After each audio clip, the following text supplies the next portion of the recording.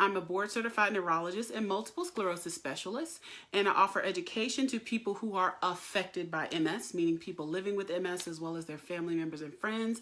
And I empower individuals and their loved ones to educate themselves and to advocate for their own wellness and live their best life with MS.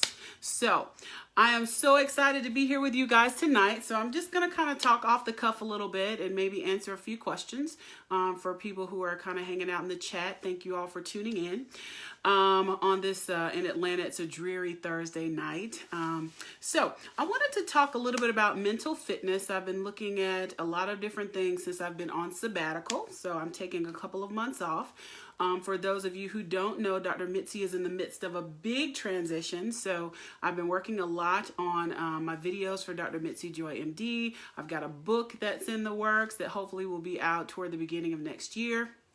And I also am in transition from my old practice to a new practice, which I'll be starting up in January. I will have more details about that in the coming weeks, but I can't make my big announcement just yet because I have a few more details to iron out. But I will be doing some really cool things coming up toward the beginning of the year in a practice, doing some research and a lot of other cool stuff that I have been looking forward to. In the meantime, I am enjoying catching up on Netflix. So I have really been catching up on Netflix. I have been enjoying hanging out with my baby girl and hanging out with my 5-year-old and just doing regular mommy and wife stuff. And so that has been really amazing. So I'm looking forward to these next couple months off, just some time to kind of refresh, renew, and that will give me also some more time to kind of spend with you guys and talk about things that you want to hear about. So with all of that being said, the topic for tonight is mental fitness. So we talk a lot about physical fitness, right? So typically when we think of the word fitness, you know, you might have a vision of like Arnold Schwarzenegger in the Mr. Universe contest, or you might have a vision of somebody with that cute Nike outfit on at the gym, you know, pumping iron for an hour, or a personal trainer, or someone that you think is really physically fit. So physical fitness is very important to our overall health, right? So for those who are living with a chronic disease, as well as people who don't necessarily have a chronic disease. Case in point, my husband and I have been making efforts toward getting more physically fit. So we now have a trainer that's coming to our house to help us to get more fit, right? So physical fitness is important because it gives us a lot of benefits. It can help with some of the symptoms of multiple sclerosis, like we talked about last week. Things like spasticity can help with muscle strength, but also has overall general benefits like improving fatigue, right? Giving us energy, and also can be a very good mood booster, right? So can help with symptoms of depression as well. So, you know, physical fitness is really good and really important, but tonight I want to focus a little bit more on mental fitness.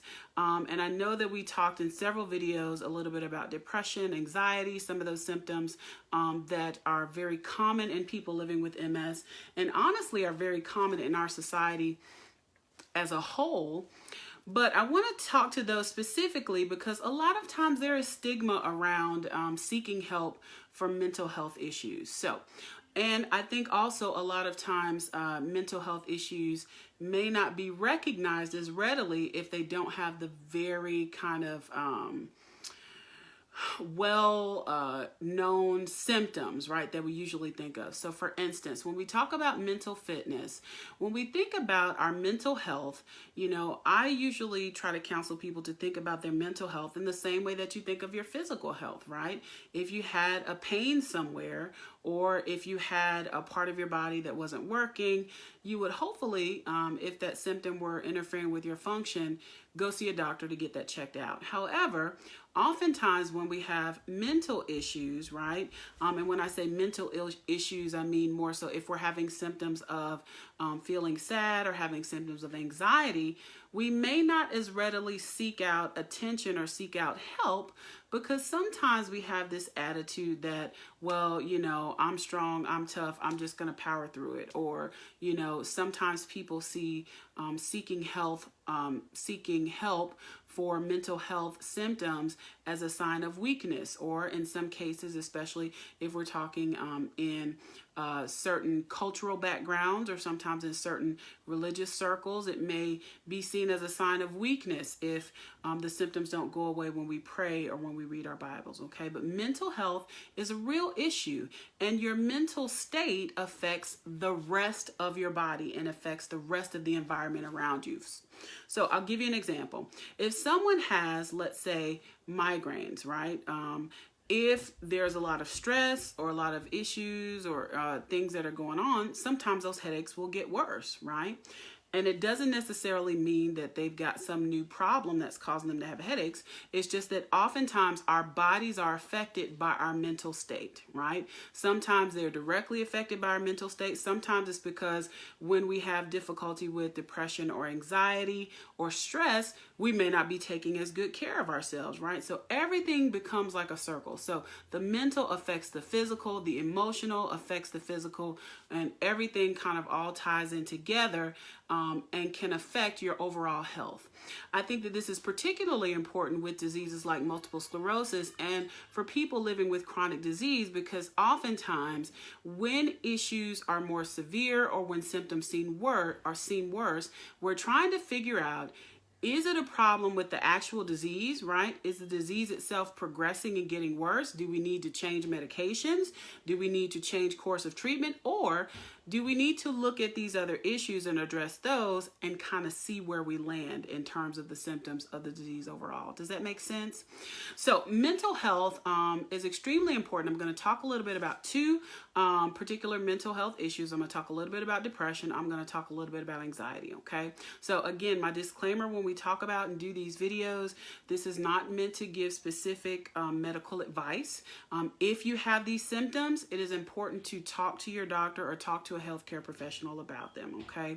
But I do believe that awareness is important. I do believe that knowledge is power, and I do believe that people should be empowered to recognize when they're having problems. And so when you're having those problems, if you recognize it, then you can deal with it.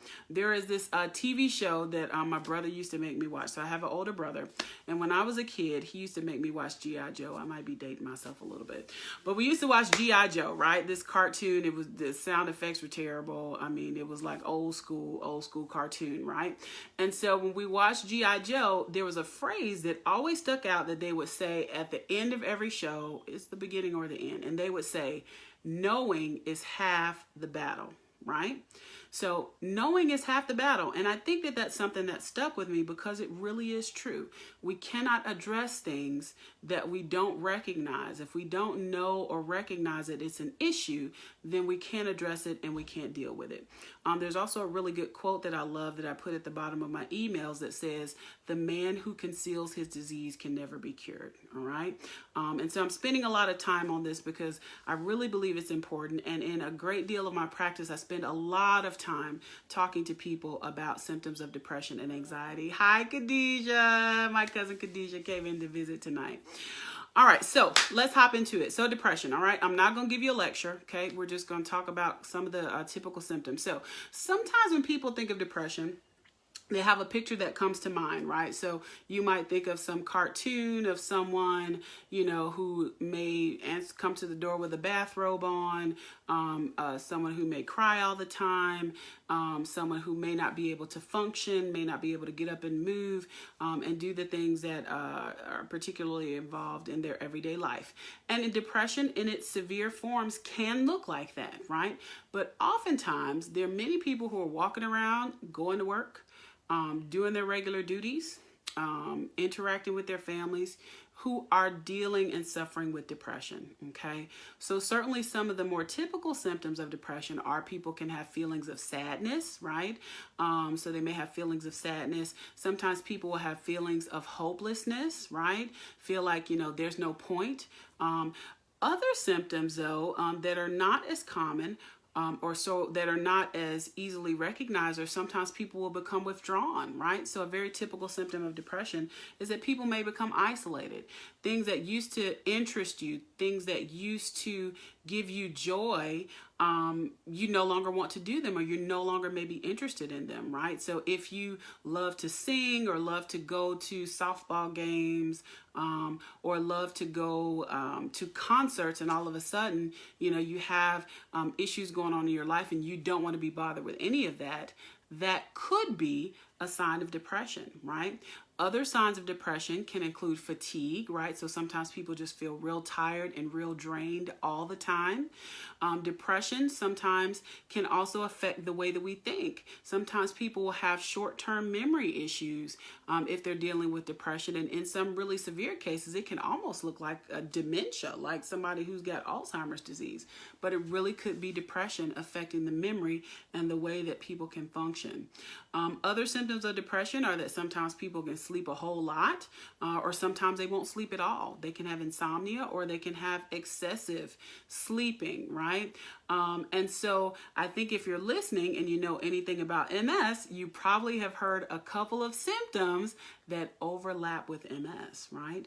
So it's particularly important with MS because, as I said a little bit earlier, sometimes people will think that their disease is worsening, but it may be other things or other issues such as stress or depression or anxiety that are temporarily causing those symptoms to worsen. And so it's very important to sit down and talk with your doctor and to try to piece out what part we think is due to the MS and what part we think is due to depression, okay?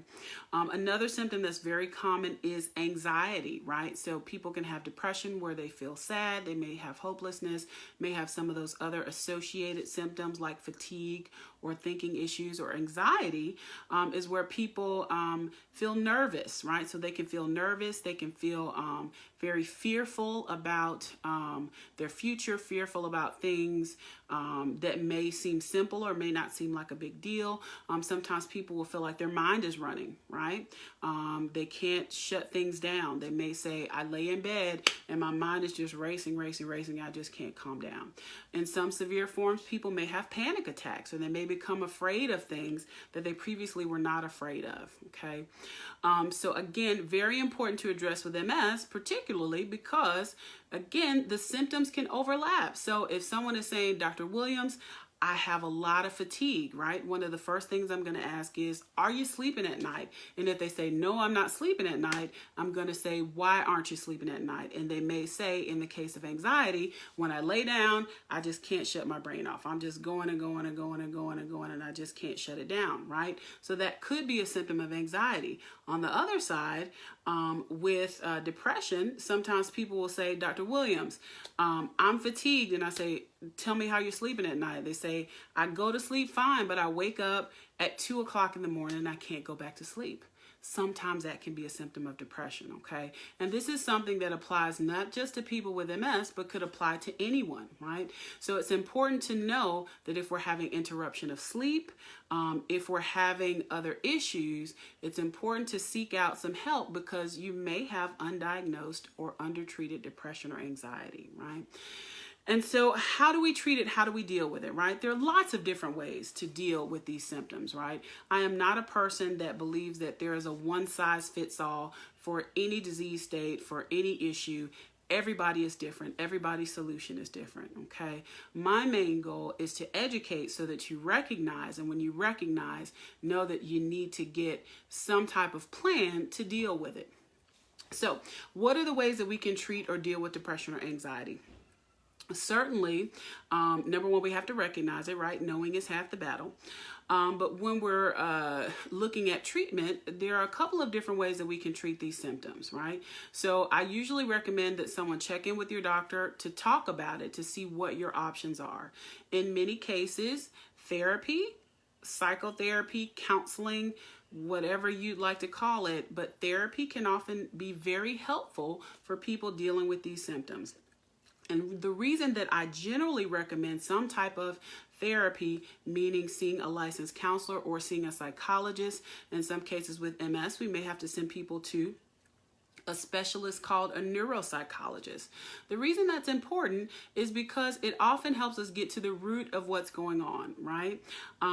Certainly some people do take medication for these symptoms. Medication is not the answer for everybody.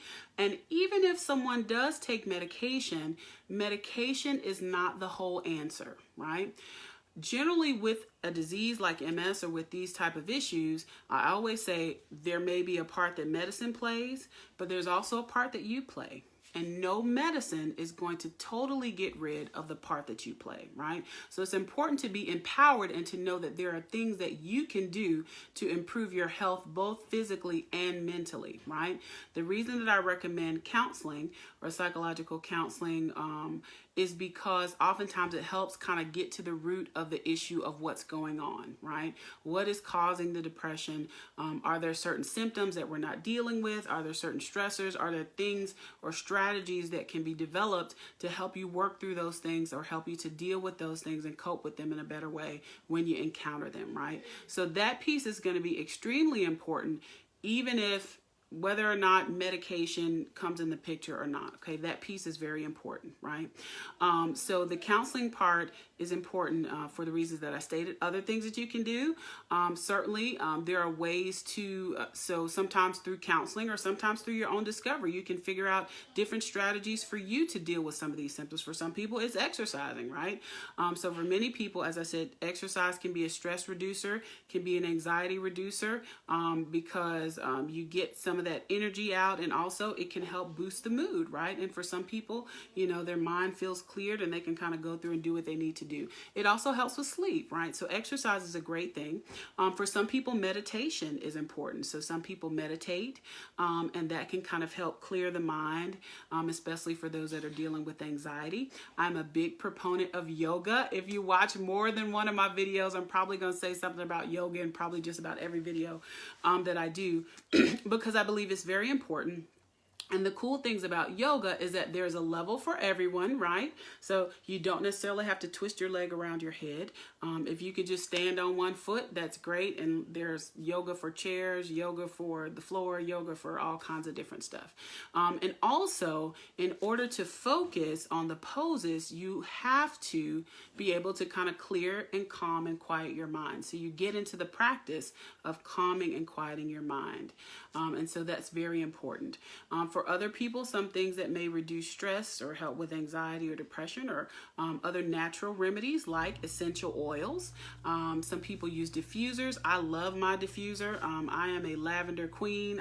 I am lavender all day long. I have my special concoction that I put in my diffuser at night before I go to sleep. And if I don't put it on, I don't sleep as well. I don't have scientific papers to back that, but it can be a technique. For other people, it's drinking certain types of teas, developing some type of routine before you go to bed at night. For many people, tapping into their religious background can be very helpful in dealing with depression or anxiety.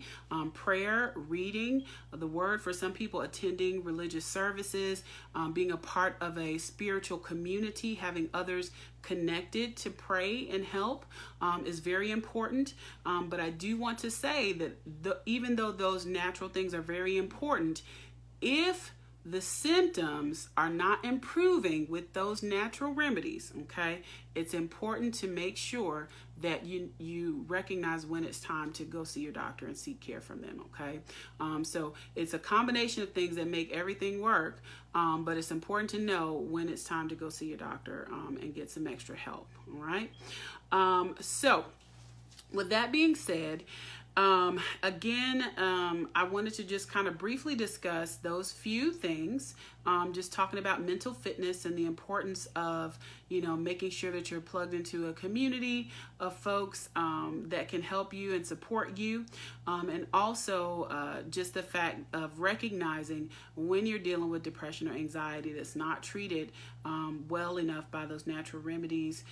If those things are not helping, it's important to kind of seek care from your physician or from a mental health professional.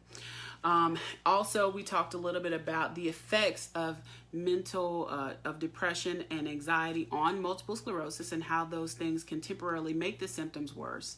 And we want to make sure that we recognize that, because we don't want to blame everything on the MS being worse when it's actually more of the emotional stress and the mental depression or anxiety that's temporarily worsening the symptoms, okay?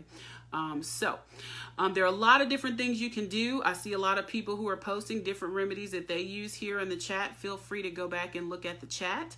And also remember the importance of physical fitness in terms of exercise, as well as remember the importance of a healthy, well-balanced diet, because that can also affect the way that we function. That can also affect our fatigue, can also affect our mood, you know. So there are some meals that we eat that make us just want to lay down and just not do anything, versus others that make us energized and ready to go and allow us to think a little bit more clearly. So with that being said, please share this video if you found the information helpful, or if you think it would be helpful to a family or friend who is dealing with MS, or a family member who may know someone else with MS. If you feel like it will be helpful, please share it. And also, please follow me on social media. I'm here on Dr. Mitzi Joy MD on Facebook. I'm also on Instagram, Dr. Mitzi Joy, MITZIJOI MD on IG, on Twitter. Please also follow my YouTube page. All of these videos are posted to my YouTube page.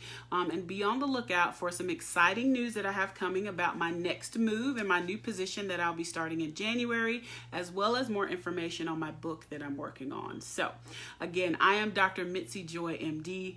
I'm a board certified neurologist, and I'm here to engage, empower, and educate people affected by MS to become an active part of their healthcare team, and to advocate for themselves to live their best life with MS. So I hope that you all have a wonderful Thursday evening. I'm going to go participate in some physical fitness myself, and I will see you all next week. If you're not busy this weekend, I'm participating in a symposium in Fort Lauderdale, Florida, with the MS Views and News organization, and there'll be a live stream. If you look under the flyers on my page, there'll be a live stream that'll be going on this weekend, so feel free to tune in. We'll have some really great discussion about different topics with multiple sclerosis. Also, I've got some other live events coming up, and I'll be doing some live streaming from those, as well as another women's event that we're doing in Miami in a couple of weeks.